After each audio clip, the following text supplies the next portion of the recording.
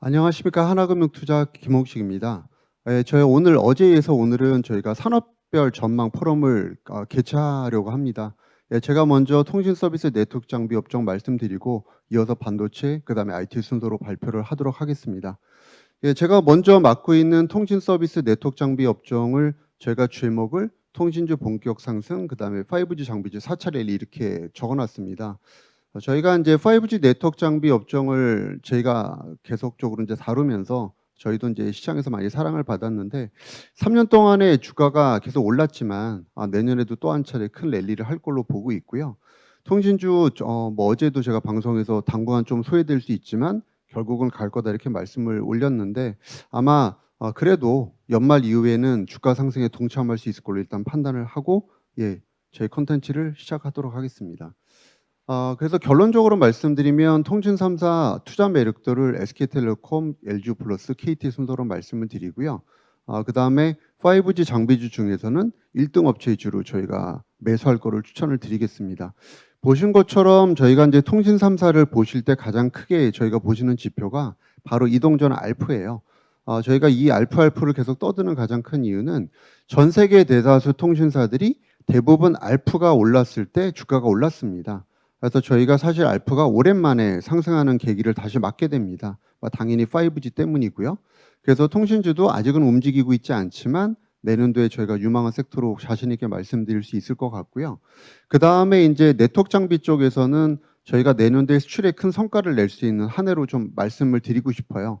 그래서 재작년에는 5G에 대한 태동으로 주가가 저희가 큰 폭의 상승을 했었고 작년이었죠. 작년에 네트워크 장비주들이 주가가 사실 저도 놀랄 정도로 폭발적인 상승을 했는데 그게 내수에 기반한 어떻게 보면 성과였습니다. 내년 같은 경우에는 저희가 올해 어떻게 보면 성과를 기대했지만 수주는 많이 나왔었어요. 그래서 제가 얘기했던 미국의 삼성전자 8조 잭팟 뭐 이런 기사들이 올해 쏟아져서 수출에 대한 포문은 열어줬는데 저희가 실적으로 보지는 못하는 아쉬움을 겪었거든요. 내년에는 아마 저희가 실적을 저희가 증명을 하면서 주가 랠리가 계속 펼쳐질 수 있을 거라고 판단합니다. 그래서 결국은 올해의 키워드도 수출이었는데 내년도는 좀 더 확실한 수출로 네트워크 장비 쪽에 저희가 성과를 기대한다 이렇게 말씀을 드리겠습니다. 저희 콘텐츠는 이렇게 구성이 되어 있어요. 그래서 앞서 말씀드린 통신사들은 알프, 그 다음에 네트워크 장비 쪽은 결국 출성과, 투자 매력도는 통신 3사 중에서는 저희가 탑픽을 SK텔레콤으로 꼽고요. 그 다음에 네트워크 장비 업체들은 아까 말씀드린 5개 1등 업체 위주로 저희가 추천을 드리고 있습니다. 먼저 통신사부터 좀 말씀을 드리겠습니다. 저희가 내년도 5G에 대해서 관심이 많으시죠. 저희가 지금 5G 가입자가 벌써 1,000만 명이 넘어선 거로 일단 추정이 되고 있어요. 저희가 내년도에는 대략 3천만 명 정도를 5G 가입자로 보고 있고요. 그거를 그대로 대입시킨다면 아마도 내년도에 이동준 알프는 대략 5에서 6% 정도, 가입자 성장까지 감안하면 대략 한 7% 정도의 이동전화 매출액 성장이 나타나지 않을까 판단합니다. 이제 어떤 분들은 좀 약간 공격적인 거 아니에요라는 말씀을 좀 저한테 주실 수 있을 것 같아요. 근데 제가 추정하고 있는 바로는 어쨌든 지금 5G 가입자가 전체 신규 가입자 중에서 대략 절반 정도 됩니다. 최근에 이제 아이폰이 들어오면서 사실 절반을 살짝 넘은 상태고요. 그래서 지금의 흐름이 내년도까지 쭉 간다라는 추정을 근거로 하고 있다고 보시면 될 것 같아요. 사실 재작년에 5G 가입자를 시장에서 예측했을 때 상당히 여러 가지 다양한 아이디어들이 나왔었고 저희도 작년에 5G 가입자 보급률 9% 정도를 얘기했는데 사실 크게 틀리지는 않았던 것 같아요. 올해 제가 대략 20% 중반 정도 얘기했었는데 통신사 비슷한 얘기를 하다가 최근에 많이 하향했지만 큰 차이는 없다 이렇게 좀 말씀을 드리고 싶고요. 내년도에는 반대로 통신사들은 상당히 조금 보수적으로 제시를 하고 있어요. 30% 초중반 정도를 말씀을 드리고 있는데 전 자신 있게 40% 정도로 한번 가보려고 합니다. 그래서 매출이 가장 중요하다는 얘기를 드렸는데 사실 어떻게 보면 통신사에서는 매출만 보고 달려가시면 투자 전략상 실패할 일은 없을 것 같고요. 그래도 뭐 비용에 대한 걱정들 많이 하시니까 비용 얘기를 제가 안 할 수가 없어요. 그래서 마케팅 비용, 그다음에 오늘 또 시장을 떠들썩해 하고 있는 주파수 관련된 이제 그 관련된 삼각 비용, 그다음 5G 캐펙스 그런 얘기를 좀 드릴 텐데 비용은 항상 저희가 노이즈가 됐었어요. 과거에도. 하지만 매출이 항상 성장할 때는 이 비용을 뛰어넘었던 게 과거 통신사들이었고 결국 비용은 통신사들이 조절할 수 있는 변수고 그다음에 매출은 조절하기 어려운 변수인 거죠. 근데 내년도의 환경을 보시면 마케팅 비용은 사실 코로나19라는 이 환경성을 감안하면 대면 쪽에서의 마케팅 자체는 상당히 제어될 수밖에 없어요. 다만 보조금은 온라인이든 오프라인이든 활발하게 지급될 걸로 보고 당연히 우량 가입자들 그러니까 비용을 많이 쓰는 고가 요금제를 사용하는 분들이 많이 들어오실 거기 때문에 당연히 마케팅 비용이 증가할 겁니다. 하지만 그 비용 자체도 지금보다 많이 늘긴 어렵다고 보는데 통신사들이 마케팅 비용을 2개년에 합으로 보통 비용을 저희가 정산해서 그 회계에 반영하고 있는 게 지금 IFRS 15회계예요. 그래서 그걸 감안하면 올해 마케팅 비용을 안 썼기 때문에 내년도 안 쓴다, 좀 쓴다고 가정해도 전체적인 비용 자체는 크게 늘지 않을 거다 이렇게 말씀을 드리고 싶고요. 감가상각비는 5G 캐펙스를 올해 별로 안 썼기 때문에 내년도가 많이 쓴다 하더라도 비용 부담은 크지 않는 거 똑같은 맥락으로 이해하시면 될 텐데 문제는 오늘 이제 이슈가 됐던 주파수 할당 가격을 저희가 3G하고 LTE 기준으로 좀 말씀을 드리면 사실 지금보다는 어쨌든 최소한 20%는 빠진다는 얘기거든요. 그러면 내년도에 어쨌든 저희가 5G 주파수 경매가 추가로 하반기에 예정돼 있다 하더라도 감가상각비 부담폭이 그렇게 크진 않다. 그러면 운이 좋으면 제가 주장한 것처럼 주파수 관련된 비용이 전혀 증가하지 않을 거고 오히려 빠질 수도 있으니 그렇게 부정적으로 볼 필요는 없다. 다만 제가 이어서 말씀드리는 것처럼 저희가 통신 3사 연결 영업이익에 주파수 관련된 비용을 재상정되는 부분을 반영하고 있지 않아요. 그래서 제가 내년도 통신 3사 영업이익 증가율을 14%, 13% 이렇게 말씀을 드리는데 사실은 증가폭이 대략적으로 오늘 나온 이제 최대치로 잡는다 하더라도 최소한 16% 이상은 될 것 같고요. 제가 지금 추정한 것 자체가 주파수 상각 비용을 대략 3조 정도로 추정한 거거든요. 그래서 다시 이제 저희가 시뮬레이션을 하게 되면 지금 보시는 것처럼 내년도 영업이익이 당초 예상치는 3.9조가 아니라 4.1조까지 증가할 수 있다는 거예요. 그래서 어쨌든 통신사들도 지금 통신 부분 자체가 좋고 그다음에 비통신 부분 자체도 괜찮기 때문에 저희가 충분히 추천할 만하다 이렇게 말씀을 드리겠습니다. 지금 통신사들 보실 때 많은 분들이 답답하시는 게 왜 이렇게 주가가 안 가지 이렇게 말씀을 드리는데 제가 여기서 조금 그 부분에 대해서 좀 말씀을 드릴게요. 일단 규제 환경은 어느 때보다 좋아요. 아시겠지만 디지털 뉴딜 정책까지 꺼내고 있고 심지어는 5G 투자하면 주파수 가격도 깎아주고 세금까지 깎아주는 게 이번 정권의 어쨌든 5G 육성적입니다. 그래서 어느 때보다 정권이 5G를 밀어주면서 규제 환경이 좋은데 주가가 못 가요. 가장 큰 이유는 사실 5G 가입자에 대한 실망, 그 다음에 이익에 대한 불확실성 이런 부분이겠죠. 근데 과거 LTE 때도 실적이 좋아지고 가입자가 늘면 그때부터 후행적으로 주가에 대한 후행적으로 규제가 주가를 반영하는 양상이 있었고요. 그 다음에 또 한 가지 생각할 부분은 뭐냐면 현재 지금 3년 동안 올랐던 이 IT 쪽 제가 맡고 있는 또 다른 축인 네트워크 장비주 주가가 다시 올라가기 시작한다고 좀 보거든요. 그러면 결국은 꼬리가 몸통을 흔들 가능성이 있다. 그래서 통신주가 올라갈 거다 이렇게 말씀드리고 싶고 최근에 글로벌 텔코들의 반등도 유의미하게 저희는 보실 필요가 있다 이렇게 말씀을 올리겠습니다.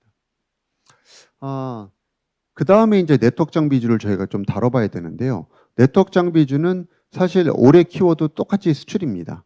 수출이고 그 다음에 많은 부분들이 그럼 수출을 뭐로 할 거야? 5G 장비주로 할 거야. 5G 쪽으로 주로 많이 할 거야 이렇게 얘기를 하는데 사실은 트래픽 쪽을 저희는 좀 더 주목하라는 얘기를 많이 드려요. 왜냐하면 많은 분들이 그래 5G 하는데 5G 또 특별하게 뭐가 있는지도 모르겠고 5G 킬러 서비스가 뭔지도 모르겠는데 그것만 믿고 달려가다 낭패 입으면 어쩌나라는 얘기를 많이 주시죠 저한테. 근데 제가 하고 싶은 얘기는 그게 중요한 게 아니라는 거예요. 지금의 트래픽의 환경을 보면 누가 봐도 새로운 신규 주파수에 투자를 해야 될 상황이거든요. 이게 코비드-19이라는 독특한 환경이 저희 트래픽을 많이 증가시켰죠.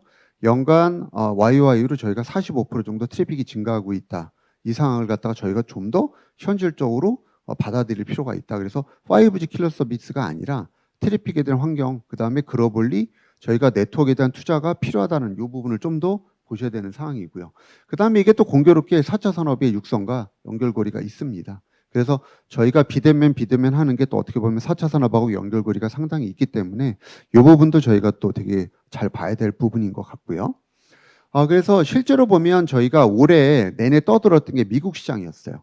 미국 시장이 태동할 거다. 미국 시장에서 5G 투자가 실제로 어느 정도 시그널이 나아질 거야 라고 했는데 애석하게도 매출은 아직 저희가 없고요. 다만 수주 성과만 있는 상태예요. 근데 내년에는 매출이 성과가 나올 거고 지금 보시는 것처럼 인도와 유럽 시장에서 내년에 시장에 수주 성과가 나올 겁니다. 그래서 그 부분을 저희가 주가 상승의 트리거로 좀 말씀을 드리고 있고 국내 시장 쪽에서 또 많은 분들이 걱정을 하세요. 왜냐하면 국내 최근에 5G 투자가 코로나 때문에 많이 주춤하니까. 근데 오늘 주파수 재분배할 때도 이 이슈가 됐죠. 투자를 많이 해라 정부가. 그러면 주파수 가격 깎아줄게. 그래서 또 한 가지 이슈는 뭐냐면 얼마 전에 국회 국감에서 이슈가 된 것처럼 LTE 대비해서 지방 지역의 5G 커버리지가 너무 낮다는 거죠. 그래서 심지어는 소비자들의 피해 보상까지도 이슈가 되고 있는 게 현실이다. 그러면 국내 쪽도 투자를 안 하기는 어렵지 않느냐. 그래서 저희는 조심스럽게 내년도 전망을 국내 쪽에 2019년도 회기 이렇게 좀 표현하고 싶어요. 예, 그래서 결국은 국내 쪽까지 좋다는 말씀을 드렸고 시장에서 또 빼먹을 수 없는 이슈가 이 바이든 정권이죠. 바이든 정권이 되면 5G 관련주는 어떻게 되는 거야? 저희가 이제 자신 있게 말씀드리고 싶은 건 트럼프 대통령은 어떻게 보면 우격다짐식으로 5G를 밀어붙였다면 그 다음에 하웨이를 제재했다면 상당히 민주당 정권과 바이든 대통령은 상당히 교모하게 아주 어떻게 보면 현명하게 대처하는 듯 하면서도 중국의 하웨이를 괴롭히고 5G를 육성하지 않을까 좀 더 디테일하게. 그래서 하웨이 관련돼서는 저희는 아무래도 내국 중국 시장의 개방 그래서 해외 업체들이 실제로 활기를 못 치는 중국 시장에서 하웨이 GT보다 외산 업체의 기회 제공, 기술 유출, 그다음에 기술에 대한 전반적인 관리, 그다음에 마지막으로 전반적으로 이제 수출 부분의 관세라든지 이런 부분까지도 다 건드릴 수 있을 걸로 보고 있고요. 그래서 결국은 되게 교묘하게 하웨이를 괴롭히지 않을까. 추가적으로 과거 하웨이가 받았던 보조금 자체도 다 꺼내서 괴롭힐 가능성이 높다 이렇게 좀 보고 있고요. 그다음에 5G 육성책은 바이든 한 가지만 보시면 돼요. 바이든이 지금 가장 먼저 대통령 당선됐을 때 행동이 뭐였죠? 마스크를 썼다는 거예요. 그럼 이 마스크를 썼다는 건 그건 뭐냐? 언택 시대로 간다는 얘기가 되고 그럼 언택 시대로 가기 위해서는 네트워크 투자에서 사람들이 대면을 줄여야 되거든요. 그래서 5G 투자 열심히 할 수밖에 없고 망존위성 8년 전 회기 어렵다. 그렇다고 보면 정책은 달라질 게 없다. 전 이렇게 좀 말씀드리겠습니다. 내년도에 5G 네트워크 장비주는 저희가 실제로 보면 기존에 좋았던 기지국 관련 무선업체 외에도 인빌딩이나 유선업체 쪽까지 저희가 좀 더 넓게 볼 걸 말씀드리고요. 제가 오래되게 강조했던 게 삼성의 밴드였어요. 내년에는 삼성의 밴드 플러스 노키아 밴드를 보셔야 된다. 그래서 노키아 밴드 자체가 향후에 되게 주목받을 거로 말씀을 드려요. 실제로 노키아가 시장에서 쇠락하고 있지만 여전히 시장에서 막강한 경쟁력을 갖고 있는 업체이기 때문에 쉽게 죽지 않는다고 제가 그렇게 말씀을 드리고 싶고요. 그래서 결론적으로 노키아 관련된 업체를 보실 필요가 있다. 국내에서는 RFHC와 KMW가 여기 해당이 된다고 보시면 될 것 같고요. 저희가 그래서 마지막 이제 저희 토픽을 좀 정리를 드리면 국내 쪽에서 통신 3사 토픽은 아까 말씀드린 것처럼 SK텔레콤으로 말씀을 드리고 있고 장배사 중에서는 보신 것처럼 KMW, 다산네트워크스, RFHC, 이노아리스, 솔리드 이 5종목을 추천을 드리겠습니다. 그래서 저희 네트워크 장비주들은 제가 꼽은 업체들 보시면 공통점이 다 1등 업체라는 공통점을 안고 있어요. 그 다음에 앞서 말씀드린 것처럼 무선 사업자 중에서는 수출해서 미국이나 인도에서 성과를 낼 업체, 수주받을 수 있는 업체, 그 다음에 인빌딩이나 유선업체 쪽으로 저희가 추천 종목을 담았다 이렇게 이해하시면 될 것 같고요. 토픽을 간단하게 코멘트 드리겠습니다. 일단 SK텔레콤은 통신 3사 중에서 펀더멘탈이 다 3사 다 공교롭게 다 똑같기 때문에 특별히 매출액이나 비용 쪽에 다른 변수는 없고요.